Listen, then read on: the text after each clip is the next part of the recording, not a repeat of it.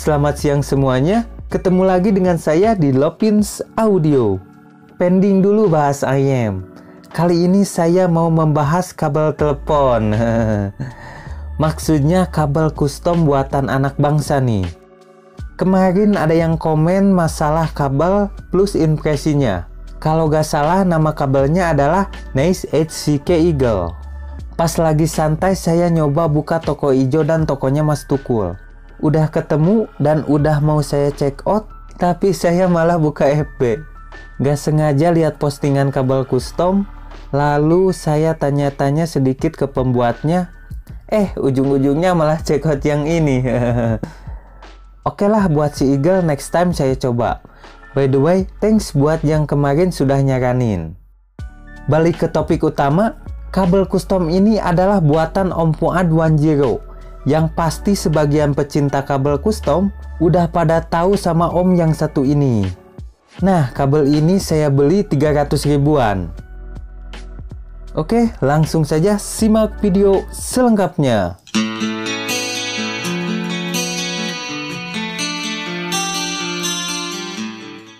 Kabel ini tidak ada boxnya, hanya dibungkus plastik, nggak kayak kabel-kabel buatan brand audio Cina. Ya, nggak begitu penting juga sih boxnya.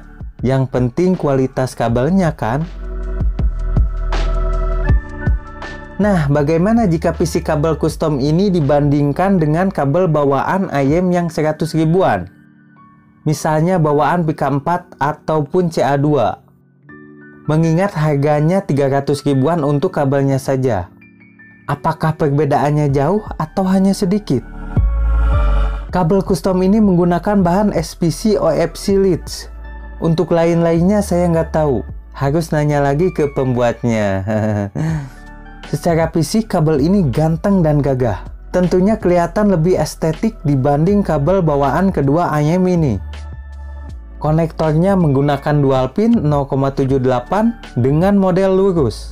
Ini mungkin masuknya ke tipe AKZ. Sama kayak punya PK4. Namun bedanya punya PK4 ukurannya 0,75. Sedangkan kabel bawaan CA2 menggunakan dual pin tipe B-nya KZ. Ukurannya 0,75 juga. Model pin custom kabel ini lebih umum dan bisa dipakai di kebanyakan IM yang detachable. Dibandingkan kabel dual pin tipe B atau tipe C-nya KZ atau tipe KIDC. Bahan housing pinnya menggunakan sejenis metal. Beda dengan kabel bawaan PK4 dan CA2 yang plastik. Di sini tidak ada tulisan kanan kirinya, tapi diganti dengan tanda warna. Setahu saya, yang merah itu untuk bagian kanan, dan yang blue untuk bagian kiri. Untuk earhooknya ini nyaman, tidak ada masalah buat telinga saya. Bahannya juga bagus, sedikit lebih nyaman dibandingkan earhooknya CA2 yang sudah nyaman. Bedanya ada di bahan, jadi lebih nyaman di custom kabel ini. Sedangkan di PK4, earhooknya kurang nyaman dan bahannya lebih jelek kalau dibandingkan ketiga kabel ini. Kabel bagian atas modelnya twist, bedanya custom kabel ini lebih tebal sehingga kelihatan lebih kokoh. Splitternya menggunakan bahan sejenis metal tapi kayak aluminium. Beda dengan yang bawaan menggunakan plastik juga. Kabel bagian bawah dengan model dikepang dan sangat tebal jika dibandingkan dengan kabel bawaan. Jadi kelihatan lebih kokoh, lebih estetik, dan lebih ganteng juga. Jadi kabel custom ini mirip dengan kabelnya Hibiscus yang minggu-minggu lalu saya ulas.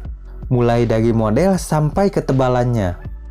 Las di bagian bawah ada jack 3,5 mm dengan bahan housingnya menggunakan sejenis metal juga, gold plated.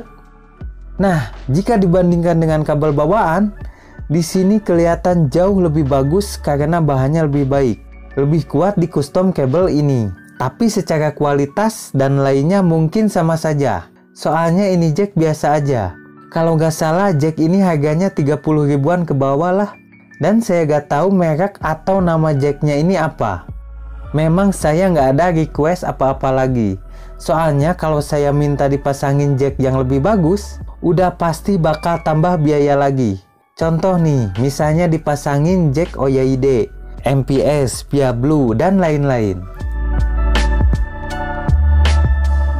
Oke, apakah kabel custom ini dapat meningkatkan sound quality IM 100 ribuan?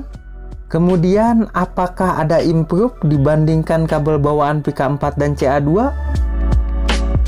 Di sini saya sudah beberapa kali uji coba dengan setup audio yang saya punya saat ini. Saya mulai dulu dari tonalnya. Di sini saya tidak menemukan perbedaan yang signifikan seperti halnya ganti IM. Tapi saya merasakan jadi sedikit lebih bright. Di bagian bass, kabel custom ini sedikit memotong decay bassnya PK4 dan CA2. Kemudian kuantitas bassnya sedikit berkurang dan artikulasi bassnya sedikit nambah jelas. Intinya di telinga saya, tipikal kabel custom ini merapikan bunyi bass. Lanjut ke bagian midnya. Sedikit lebih open, tapi untuk posisi vokal sama saja. Kemudian tidak ada perubahan karakter vokal pada kedua IM ini. Misalnya jadi lebih tebal, atau lebih tipis, atau misalnya jadi sibilen. Dan tidak juga mengurangi sibilen. Yang jelas pada bagian midnya hanya sedikit lebih open. Last pada bagian high, treble-nya sedikit lebih open dan clarity-nya sedikit meningkat. Jadi detail musiknya sedikit lebih terasa. Contohnya pada petikan-petikan gitar atau piano jadi lebih jelas. Separasinya juga sedikit lebih rapih jika dibandingkan kabel kedua IM ini. Namun untuk sound stagingnya saya tidak merasakan bedanya, baik itu lebarnya ataupun kedalamannya. Begitupun dengan teknik lainnya, juga tidak ada yang beda. Kesimpulannya adalah, layak gak sih beli kabel custom begini? Apalagi cuman dipasang ke IM 100 ribuan. Nah, ini kembali ke tujuan atau planning masing-masing. Kalau memang teman-teman merasa tidak cocok dengan IM atau earphone saat ini, pada bagian sound quality-nya atau tonality-nya, dan intinya pengen naik signifikan kualitasnya, ini sudah jelas langsung ganti IM-nya sekalian. Kalau dananya masih sedikit, nabung aja, langsung beli yang lebih bagus. Tapi kalau tujuannya gini nih misalnya, punya IM atau earphone, tapi sudah cocok dengan tonalnya. Jika diganti pun ke harga yang sedikit di atasnya, misal nih 150 ribuan ke 500 ribuan. Wah, mantep nih, teknikalitasnya bagus, detail, vokalnya lebih sweet juga. Tapi kok bassnya begini ya? Tapi kok treble-nya begitu ya? Merasa ada yang hilang, karena tonalnya beda, dan kuping merasa tidak cocok. Nah, di sini malah bingung lagi, dan ujung-ujungnya BTJ, alias beli tes jual. Hunting yang tonalnya mirip pun agak susah. Adanya di 1 jutaan ke atas misalnya. Nah, silahkan teman-teman bisa hunting kabel custom. Gampang-gampang susah sih emang untuk cari yang sesuai. Apalagi kabel custom yang 150 ribuan ke bawah. Kebanyakan jong, cuma tampilan aja. Kemudian tujuan lainnya yaitu untuk jangka panjang. Beli kabel custom kayak gini kemudian sudah cocok. Ketika nanti ganti-ganti IM, kabelnya masih bisa dipakai. Makanya saya bilang tadi di bagian fisik, kalau beli kabel custom gini, ambil yang dual pinnya umum, jadi bisa kepake lama. Kecuali untuk pin MMCX. Kalau teman-teman pecinta pin MMCX, model begini gak ada tipe-tipenya lagi. Jadi satu untuk semua kalau gak salah ya.